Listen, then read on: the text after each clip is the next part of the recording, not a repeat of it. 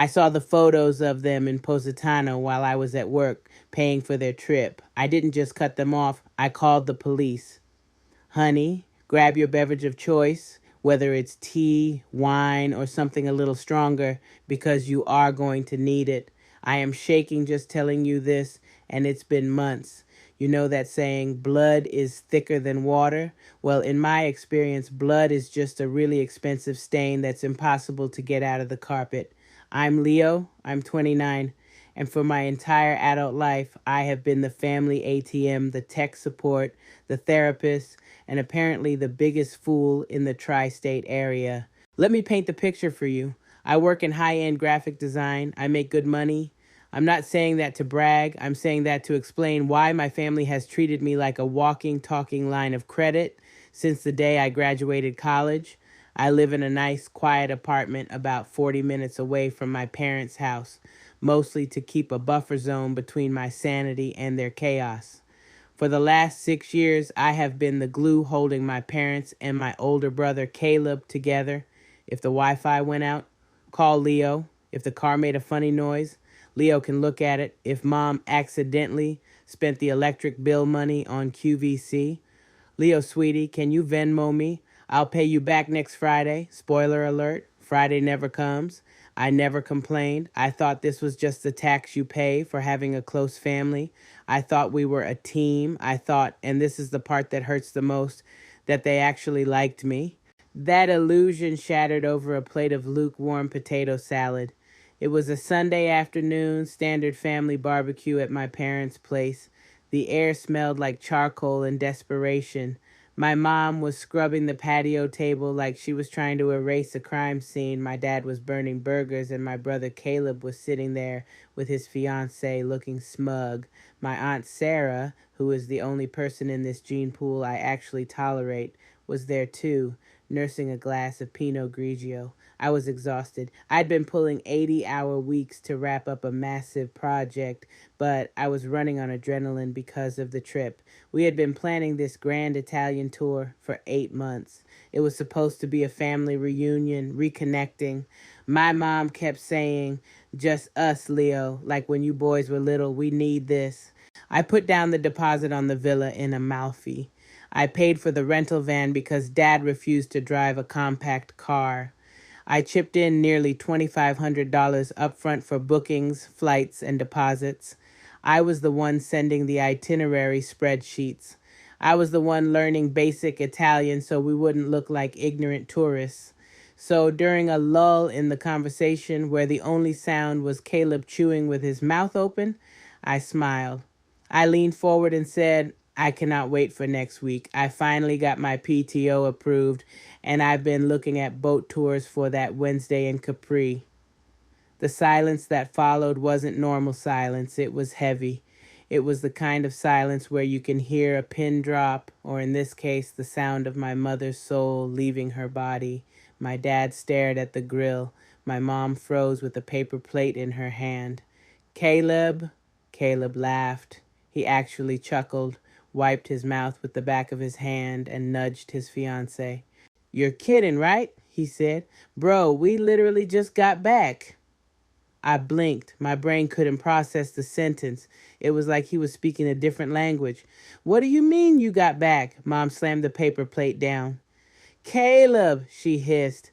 But Aunt Sarah, bless her messy heart, wasn't reading the room. She pulled out her phone and said, Oh, Leo, you haven't seen them? The pictures came out gorgeous. Look at your mother in that dress.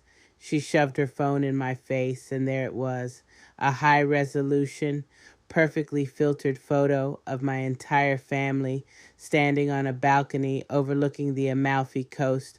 My parents, Caleb, his fiancée, even my uncle Jerry, who I didn't even know had a passport. They were all there holding Aperol spritzes, smiling like they didn't have a care in the world, smiling like I didn't exist.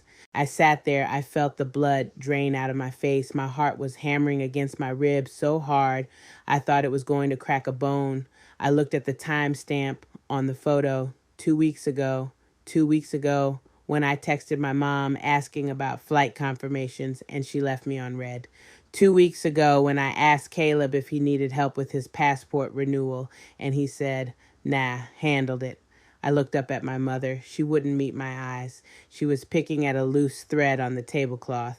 Sweetheart, she started, her voice going up an octave, which is her I'm guilty tell. It was a last-minute decision to go early. The flights were cheaper. We didn't want to stress you out with work. You've been so busy lately, and we thought you'd appreciate the quiet time at home. Quiet time? I whispered. I paid for the villa. I paid for the van. And we appreciate that, Dad chimed in, finally turning around from the burnt burgers. You're the reliable one, Leo. We knew you'd understand. We needed this to be intimate. Intimate. That was the word that did it. Intimate meant without Leo. Caleb snorted. Dude, stop being a drama queen. You barely like traveling anyway. You're always on your laptop. We did you a favor. I stood up. I didn't scream. I didn't flip the table, though God knows I wanted to. I felt cold, freezing cold. I see, was all I said. I grabbed my keys. Leo, don't be like this, Mom called out, finally looking at me with those big, teary eyes she uses to manipulate everyone. Sit down, have a burger. We brought you back a magnet. A magnet. I paid $2,500 and they brought me a magnet. Enjoy the magnet, I said, and I walked out. I got in my car, drove straight home, and I didn't turn on the radio. I just stared at the road, replaying every interaction from the last year, every favor, every dollar. If you are already shaking with rage, hit that like button because, honey, I haven't even gotten to the part where I ruined their lives yet. I got home, walked into my apartment, and sat in the dark. I didn't cry. I think I was in shock. You know that feeling when you realize the people you love don't actually love you back. They just love what you do for them. It's a physical pain in your chest. But then, about 3 hours later, the sadness turned into something else. It turned into clarity. I opened my laptop. I pulled up a spreadsheet. I went through my bank statements for the last 3 years. I categorized every single transaction that involved my family, the family cell phone plan, $240 a month. I paid it. The streaming services, Netflix, Hulu, Disney Plus, HBO, all my logins, Mom's emergency dental work, $200, Caleb's car insurance. I bundled it with mine to save him money. He hadn't paid me his share in 6 months. The utilities at my parents' house, my name was on the account because Dad had a dispute with the power company 5 years ago and couldn't open a new one. I looked at the total. I had been subsidizing their lifestyle to the tune of nearly $800 a month, not including the big gifts. Monday morning, I called out of work. I told my boss I had a family emergency. And honestly, removing a tumor is a medical emergency, right? I started with the easy stuff. Netflix, password changed to a random string of characters. Hulu, logged out of all devices. Amazon Prime, removed every address except mine and changed the password. Then the phone plan. I called the provider. I told them I was separating my line and closing the rest of the account, effective immediately. The rep asked if I wanted to warn the other lines. I said, no, they're adults. They'll figure it out. Then the car insurance. I removed Caleb's car. I sent an email to the email address he never checks, notifying him of the cancellation. Then the utilities. I called the power company and the water company. I scheduled a shut-off of service in my name for Friday. I told them I was moving out of that service address, which technically I was, emotionally moving out. I froze my Venmo. I froze my Cash App. I went nuclear. For 3 days, silence. They hadn't noticed yet. They were probably still riding the high of their Italian vacation, looking at their magnets. Wednesday night, the first domino fell. I got a text from Caleb. Yo, Netflix isn't working. Did you change the password? Trying to watch a movie with Babe? I didn't reply. Thursday morning, Mom called. Voicemail. Leo, the Amazon account says locked. I'm trying to order paper towels. Call me back. Thursday afternoon, the frantic text started. My phone says SOS only. Did you forget to pay the bill? Hello, Leo? By Friday evening, Caleb showed up at my apartment. I heard the banging on the door. Not a knock, Banging. I checked the peephole.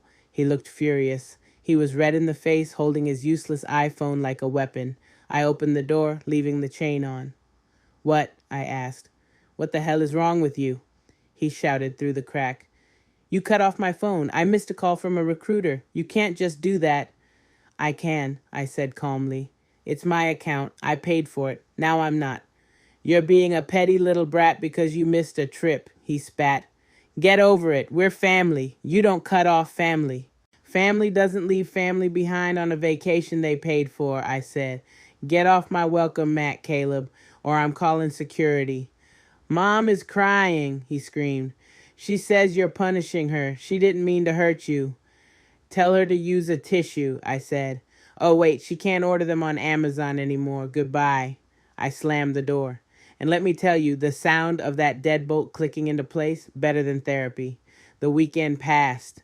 My phone was blowing up with calls from random numbers, probably them borrowing friends' phones.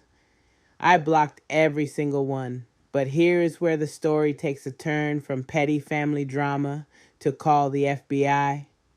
Monday morning, I'm back at work. I get an alert from my credit monitoring service, the one you pay for and hope you never need. New inquiry, easy cash personal loans, amount $15,000. I froze. I stared at the screen. I hadn't applied for a loan. I have excellent credit. I don't need a predatory easy cash loan. I logged into the portal. The application was pending. It listed my name, my social security number, my old address, my parents' house, and a phone number I recognized. It was my mother's old landline. My stomach dropped. It wasn't just a mistake. Someone was actively using my identity. I called the loan company immediately. I got through to the fraud department. "Hi, I'm looking at an application in my name. I did not make this." The woman on the line was typing. "Okay, sir. Can you verify the security questions? The applicant listed your mother's maiden name as..." "Let me guess," I said. "Smith?" "Yes."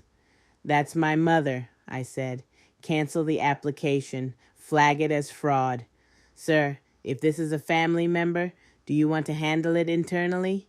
If we flag it as fraud, it triggers a criminal investigation." I paused. This was it. The moment of truth.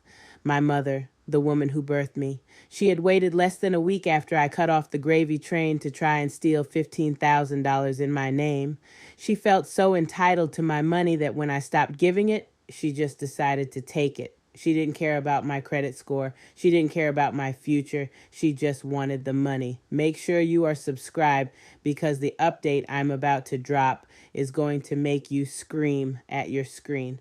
I took a deep breath. I thought about the photos in Positano. I thought about the magnet. I thought about Caleb laughing at me. "Flag it," I told the woman. "Burn it down." "Understood. We are filing a police report for identity theft. You will need to file one on your end as well." I hung up. I left work early. I went to the police station. I sat down with an officer and I handed over everything. The credit alert, the history of financial abuse, the proof that I lived 40 minutes away and did not apply for a loan from my parents' IP address. The officer looked at me. He was an older guy, looked like he'd seen it all. "Son," he said, once we start this, the DA picks it up. You can't just say, 'Oops, never mind,' because Mom said sorry." "She stole my identity," I said. "She's not sorry. She's just sorry she got caught." I filed the report. 2 days later, the nuclear explosion happened. I was at the grocery store when my phone rang. It was Aunt Sarah. I answered because she was the only one who hadn't asked me for money.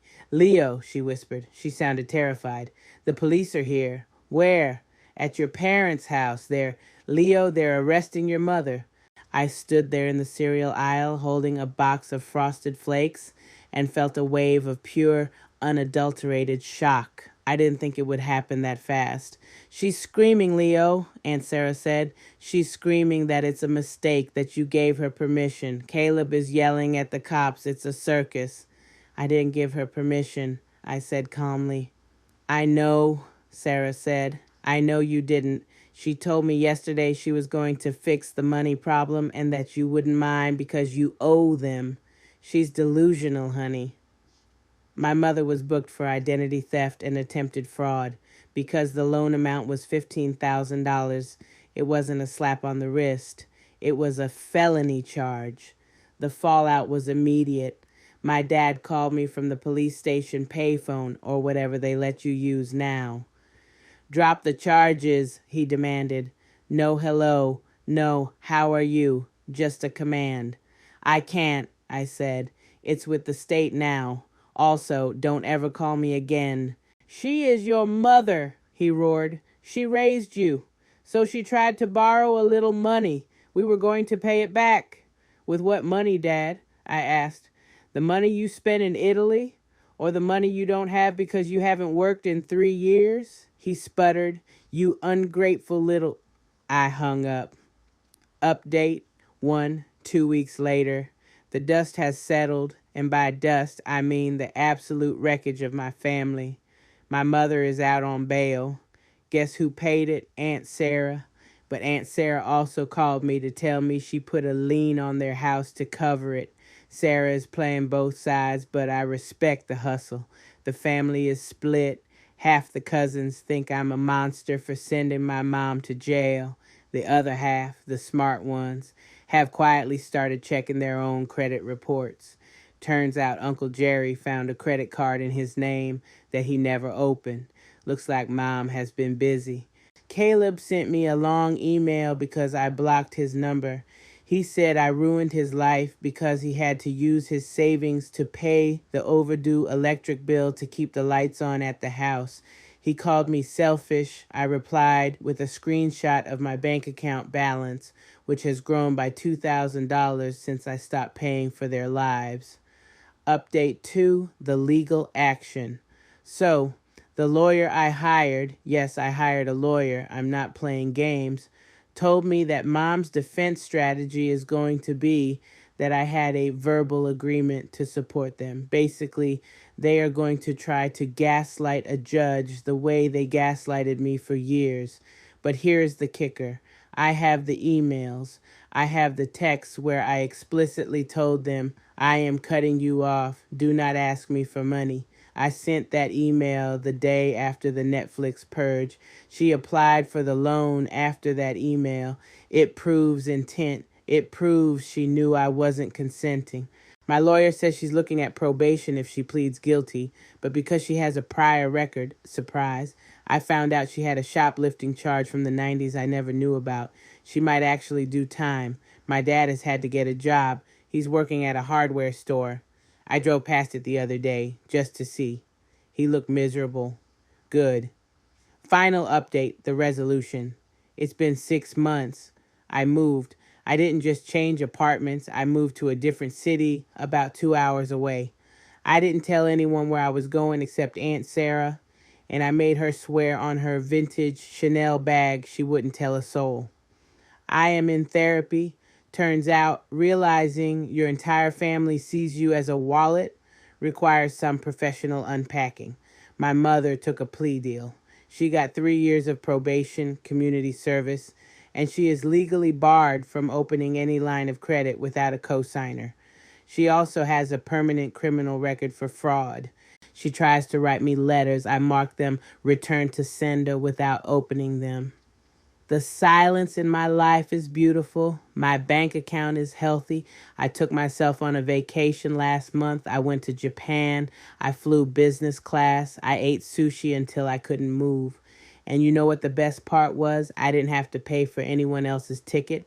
I didn't have to manage anyone else's schedule. I just sat there, drank my champagne, and looked at the clouds. Sometimes the trash takes itself out. And sometimes you have to call the police to haul the trash away in handcuffs. So let me ask you this. If your mother stole your identity after leaving you behind on a family trip you paid for, would you have dropped the charges? Or would you have done exactly what I did? Let me know in the comments. And seriously, check your credit scores, people. You never know who's spending your money.